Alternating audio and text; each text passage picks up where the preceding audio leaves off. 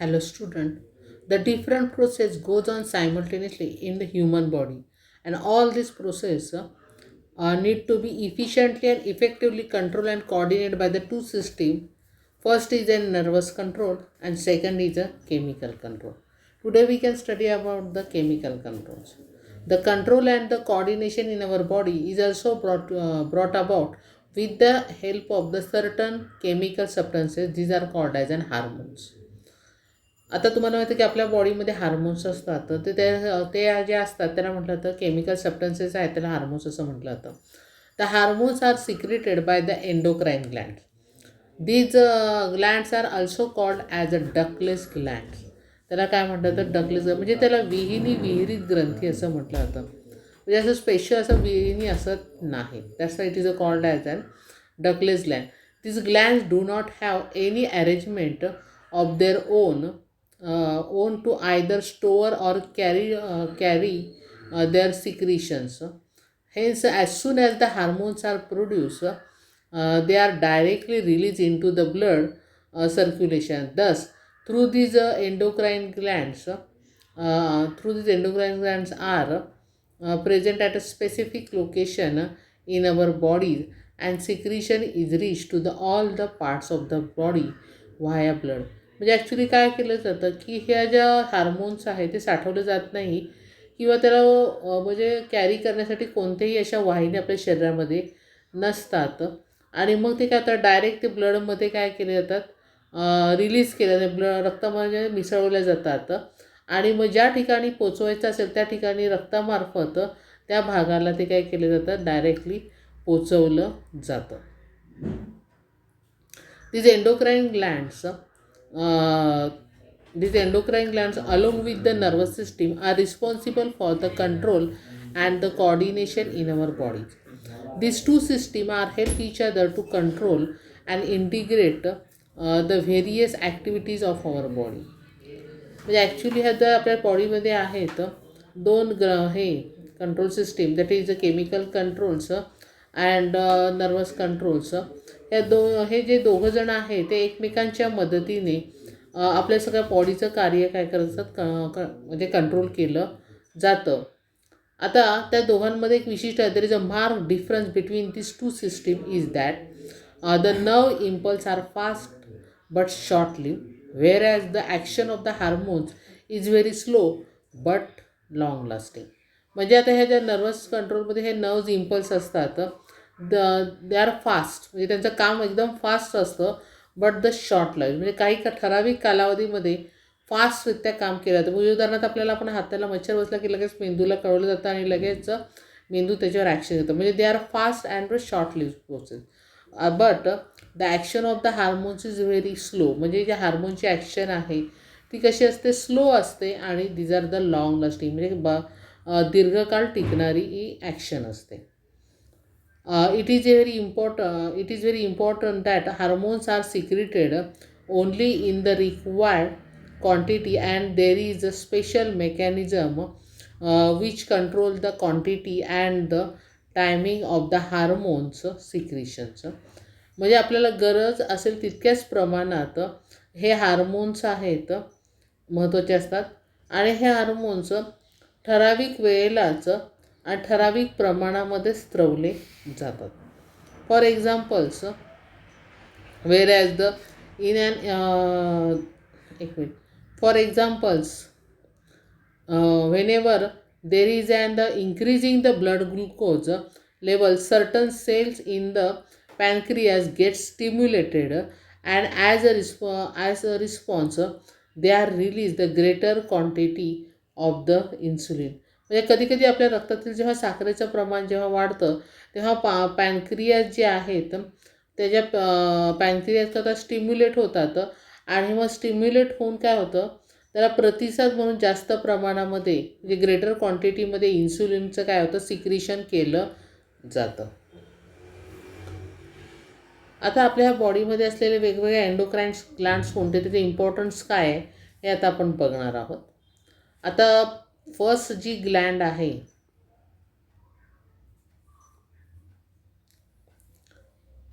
तिचं नाव आहे hypothalamus.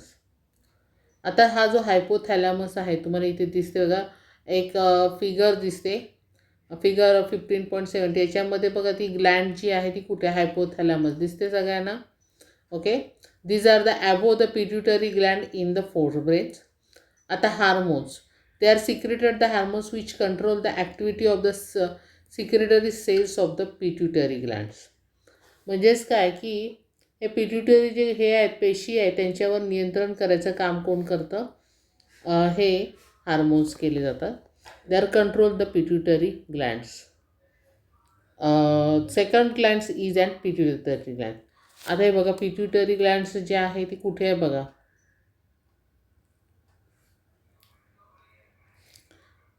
at the base of the brain. The growth of the hormones of the endocorticotropic hormones, these are the adrenal glands, stimulate the adrenal glands and stimulate the growth of the bones. म्हणजे पहिला आहे, these are growth hormones, they are stimulate the growth of the bones. Second is an hormones कोणता, adrenocorticotropics, they are stimulate the adrenal glands.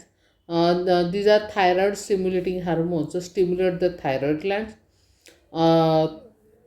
Prolactin stimulate the milk production.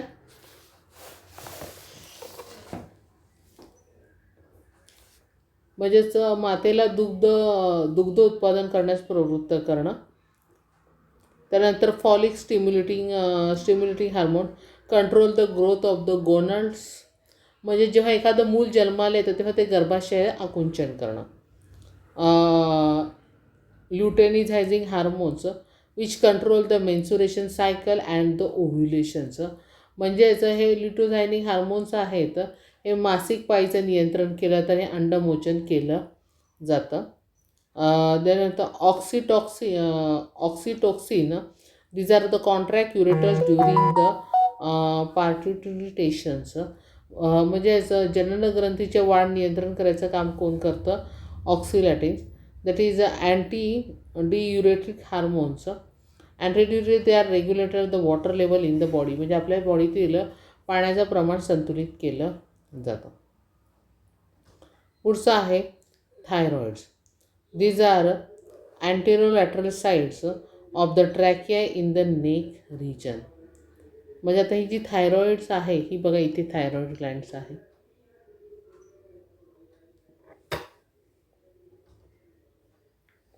अँटीलॅटरल side of the trachea of the neck region. आता ह्याच्यामध्ये hormones कोणते, तर thyroxins आहे, which control the growth of the body and metabolic activities. म्हणजे काय होतं की शरीराची वाढ आणि चयापचय क्रिया नियंत्रित करायचं काम कोण करतं, thyroxine.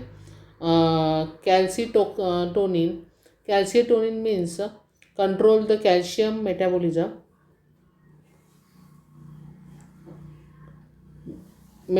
And the calcium level in the blood. म्हणजेच काय की कॅल्शियमच्या चयापचयाचं आणि रक्तातील कॅल्शियम नियंत्रण करायचं काम कोण करतं, कॅल्सिटोनिन केलं जातं. Next will be the parathyroid. These are the 4 gland behind the thyroid glands. म्हणजेच ही जी ही आहे ती त्या ह्याच्या थायरॉइड ग्लँडच्या मागे असते. मागे 4 ग्रंथी असतात. आता ॲक्च्युली जो हे काय आहे, दीज आर द हार्मोन्स कोणते सिक्रेट येतात, तर पॅराथायरोमोन्स हे हार्मोन्स सिक्रेट केले जातं, which control the metabolism of the calcium and the phosphorus. हे हार्मोन जे आहे शरीरातील कॅल्शियम आणि फॉस्फरसच्या चयापचयाचं नियंत्रण करतं. Next will be the pancreas, which is behind the stomach of the 4 type of the cells: alpha cell 20%, beta cell 70%, delta cell 5%, pp cell means f cell 5%. आता ह्याचा work आहे, which can stimulate the liver to control the glycogen.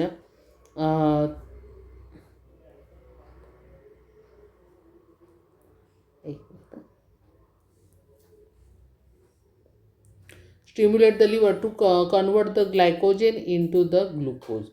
म्हणजे आपल्या लिव्हरमध्ये जे ग्लायकोजेनचं आहे त्याचं conversion कशामध्ये केलं तर ग्लुकोजमध्ये केलं जातं. Glucagon which stimulate the liver to control the excess of the blood glucose into the glycogen. म्हणजे जे excess of the blood glucose आहे त्याचं कन्व्हर्शन ग्लायकोजनमध्ये केलं जातं. Insulin which control the level of the insulin and the glucagon.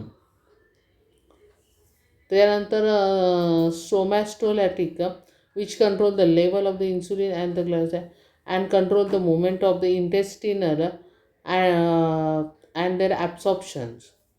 The pancreatic polypeptides, these are the control the secretion of the pancreatic juice. Next gland will be the adrenal glands. Here you can look at the adrenal glands is here. Okay. These are anterior end of the kidney. These are adrenalines and the non-adrenalines, which control the behavior during the crisis and the emotional situations. म्हणजेच आणीबाणीच्या तसेच भावनिक प्रसंगी वर्तन कसं करायचं याचं नियंत्रण करायचं काम यामार्फत केलं जातं. Also corticosteroid means maintaining the balancing of the sodium plus ion, calcium, sodium potassium ion and stimulate the metabolism. म्हणजे सोडियम आणि पोटॅशियम आयनचे संतुलन आणि चयापचय क्रियेला उत्तेजन द्यायचं काम याच्यामार्फत केलं जातं. Corticosteroids. Next will be the ovary. आता इथे दिसते तुम्हाला ओव्हरी फक्त वुमनमध्ये असते. These are the ovaries. Ovary on either side of the ureters in the woman. हे काय सिक्रेट करतात?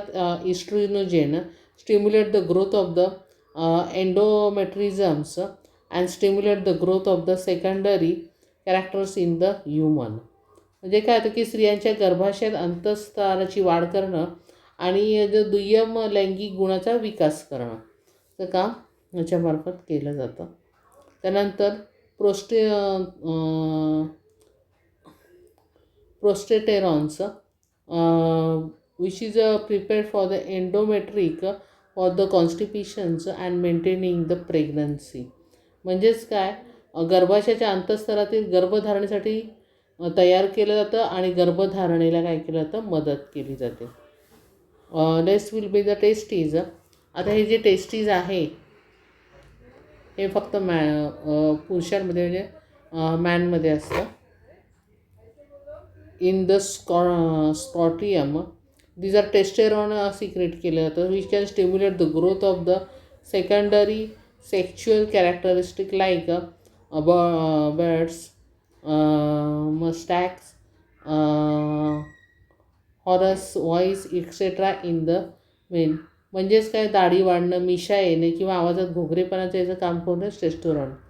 The last will be the thymus. These are the thoracic cage of the hearts. हे बघा, थायरॉटिक केज ऑफ द हार्ट्समध्ये हे thymus असतं. आता याचं हे वर्क काय आहे, these are the thyromoxin which control the cell which control the cell which gives rise to the immunity. म्हणजे प्रतिकारशक्ती निर्माण करणाऱ्या पेशींवर नियंत्रण करायचं काम कोण करतं, थायमस. आलं लक्षात? म्हणजे आपल्या बॉडीमध्ये हे जे आहेत केमिकल कंट्रोल करणारे जे हार्मोन्स आहेत ते हे आहेत, ग्लँड्स आहेत. That is hypothalamus, pituitary gland, thyroid gland, parathyroid, pancreas, adrenal glands, ovaries, testes and the hypothalamus.